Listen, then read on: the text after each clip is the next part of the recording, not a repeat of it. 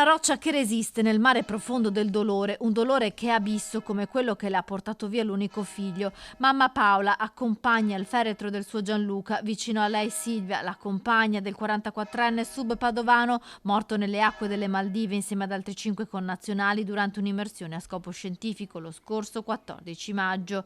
La bara chiara, le rose bianche scelte per l'addio, l'abbraccio di tutta la comunità per Gianluca Benedetti, nella chiesa del Cristo Re a Padova, il ricordo della grande passione per il mare che ha strappato l'istruttore di sub alla sua famiglia. Nell'omelia il parroco ha ricordato la grande esperienza del 44enne e il suo grande amore per l'ambiente marino, natura bellissima ma imperfetta che ci porta via brave persone come Gianluca, ha detto il sacerdote. Ha guidato tante persone a scoprire la bellezza misteriosa dei fondali marini. Ora questa morte così dolorosa ci aiuti a scoprire nella fede l'altra riva di pienezza, il compimento dell'amore che Gianluca ha raggiunto.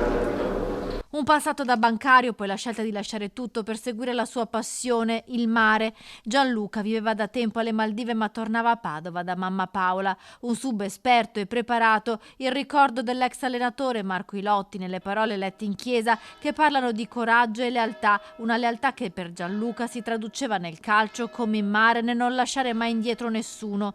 I familiari di Gianluca, Benedetti e gli amici, centinaia presenti ai funerali, ora chiedono solo di sapere con certezza cosa sia accaduto a quasi 60 metri di profondità nelle acque delle Maldive, risposte che potrebbero arrivare dalle indagini della Procura di Roma e dagli esiti delle autopsie sui corpi dei 5 sub.